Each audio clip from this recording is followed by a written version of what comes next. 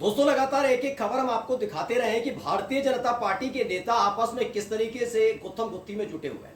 वो बात अलग थी कि 2014 2019 का लोकसभा चुनाव, बीजेपी का प्रचंड जीत, इतनी सीटें थी कि कोई मोदी शाह के सामने बोल नहीं पाता था। यानी मोदी शाह चाहे तो किसी भी बड़े नेता के पॉलिटिकल करियर को खत्म कर दें, लेकिन जिन नेताओं के पॉलिटिकल करियर को खत्म करने का काम इन मोदी शाह की जोड़ी ने किया था, अब वो सिर उठाने लगे। ये दावा मैंने, मेरे सहयोगियों ने और मेरे चैनल ने लगातार आपके सामने किया है, लेकिन लोग सवाल पूछ रहे थे कहां, कैसे। जी हां, वसुंधरा राजे सिंधिया से लेकर शिवराज सिंह चौहान को इसी दिसंबर में, पिछले साल दिसंबर जिस तरीके से ठिकाने लगाया गया था, उसका दर्द हमेशा छलका था। वसुंधरा राजे सिंधिया तो शांत थी, अंदर खाने खेल हो रहा था, लेकिन शिवराज सिंह चौहान कई बार खुले मंच से इस बारे में कह चुके थे कि मेरी लोकप्रियता है, मैं मुख्यमंत्री रह चुका हूं, तमाम चीजें उन्होंने कई बार कही। लेकिन अब साफ तौर पर खुल्ले खुल्ला हो गया है कि मोदी शाह को चुनौती दी जा रही है बीजेपी के नेताओं की तरफ से। और ये बात मैं हवाबाजी नहीं कह रहा हूं, आज मैं पक्के सबूतों के साथ आपके सामने रखने जा रहा हूं कि कैसे मोदी शाह की जोड़ी को एक ऐसे नेता की तरफ से चुनौती दे दी गई है जिसे साइडलाइन करने का काम किया जा रहा था। नमस्कार, मैं हूं प्रज्वल गौतम और आप देख रहे हैं टाइम्स एक्सप्रेस। वैसे तो बीजेपी में किस तरह की सरफटफल चल रही है वो आपको मैं पिछली वीडियो में दिखा चुका हूं। बीजेपी के नेता अपने ही साथी नेताओं को सड़क पर कूट रहे हैं। कोई योगी आदित्यनाथ पर आरोप लगा रहा है, कोई कह रहा है कि योगी आदित्यनाथ ने बीजेपी का साथ नहीं दिया इसलिए बीजेपी हार गई, मतलब ये सब चल रहा है। लेकिन आज जो खबर है वो मध्य प्रदेश से निकल कर आई है। एमपी में 29 लोकसभा की सीटें थी, 29 की 29 सीटें लोकसभा की बीजेपी ने जीत ली। लेकिन सबसे बड़ा झटका अगर मोदी और शाह को लगा वो ये कि 303 सीटों से 240 सीटों पर आ गए, यानी बैसाखी वाली सरकार चलानी पड़ी है और मजबूरी में प्रधानमंत्री, मतलब इतिहास रचने के लिए मजबूरी में प्रधानमंत्री बनना पड़ा।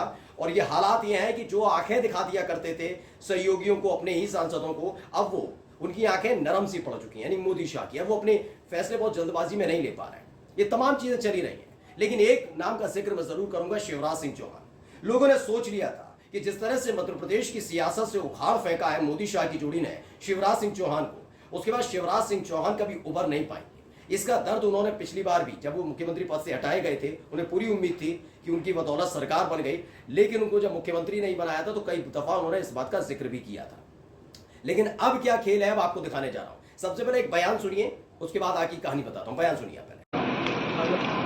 जानते तो पहले भी थे, इससे पहले मुख्यमंत्री के रूप में भी हमारे नेता लोकप्रिय थे, लेकिन पता नहीं आजकल ऐसा क्यों लगता है जब मुख्यमंत्री नहीं रहे तो और ज्यादा लोकप्रिय हो गए। और अब जब इतनी प्रचंड जीत के बाद हमारे नेता गए हैं तो आज पूरा दिल्ली भी नतमस्तक है। आज पूरा दिल्ली भी उनको जानता है, उनको पहचानता है, उनकी सम्मान करता है। और दिल्ली क्या, कश्मीर से लेकर कन्याकुमारी तक अगर किसी देश में सबसे बड़े नेताओं में अगर गिनती की जाती है तो हमारे नेता आदरणीय शिवराज सिंह चौहान जी की गिनती की जाती है।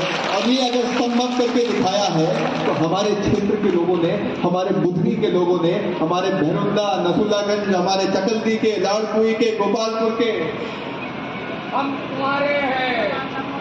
तो भैया ये है कार्तिकेय सिंह चौहान, ये शिवराज सिंह चौहान के बेटे हैं। तो आपने सुना, इन्होंने बताया कि भाई पहले मेरे पिता, मतलब नेता कह रहे हैं लेकिन नेता नहीं, इनके पिता है।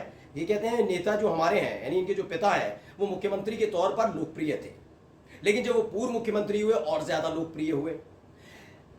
अब हालात ये हुए कि जो जनता है, मध्य प्रदेश की जनता है, उन्होंने शिवराज सिंह चौहान को 8 लाख वोटों से जिताया। जी हां, 8 लाख वोटों से। ये बहुत बड़ी जीत थी शिवराज सिंह चौहान की।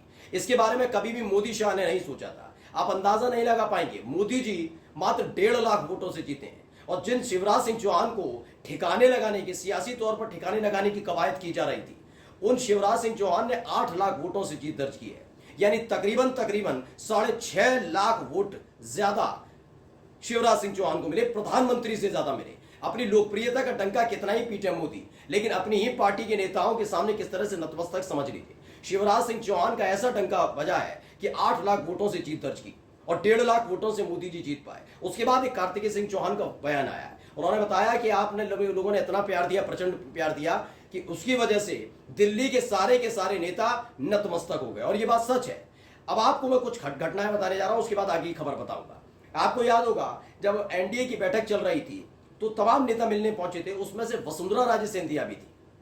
वसुंधरा राजे सिंधिया का जिक्र मैं इसलिए कर रहा हूं दोस्तों, क्योंकि दुष्यंत जो उनके बेटे हैं, उन पर आरोप लगाया गया था जब राजस्थान का विधानसभा चुनाव का परिणाम आया था, तब वसुंधरा राजे सिंधिया के बेटे ने, जो सांसद हैं, उन्होंने किस तरह से बीजेपी के विधायकों को बंधक बना रखा है, लॉबिंग करनी शुरू कर दी है। इस पर मोदी शाह तिल मिला गए थे।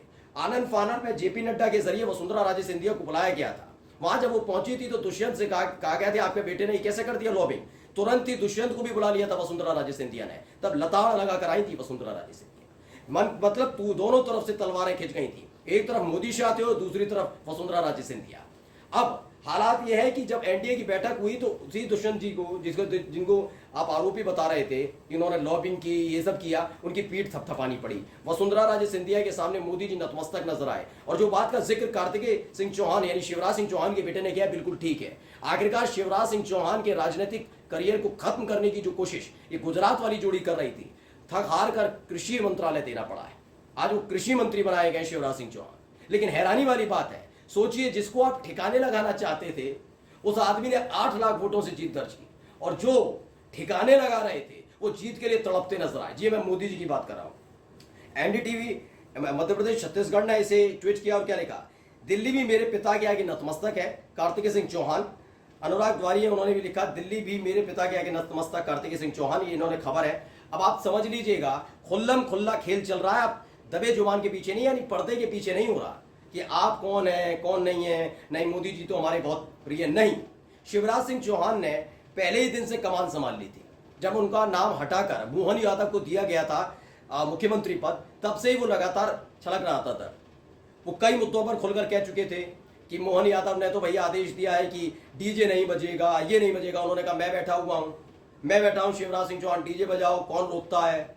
एक बार उन्होंने कह दिया था कि मुख्यमंत्री नहीं हूं, पूर्व मुख्यमंत्री हूं, लेकिन ये मत समझना कि लोकप्रियता कम हो गई है, पावर कम नहीं हुई। बहुत सारी चीजें उन्होंने कही थी। राम मंदिर की प्राण प्रतिष्ठा हो रही थी, पूरा का पूरा बीजेपी का कुनबा पहुंच रहा था मोदी जी के सामने चेहरा चमकाने के लिए, लेकिन किसी ने भी शिवराज सिंह चौहान को उस राम मंदिर की प्राण प्रतिष्ठा में अयोध्या के अंदर नहीं देखा होगा।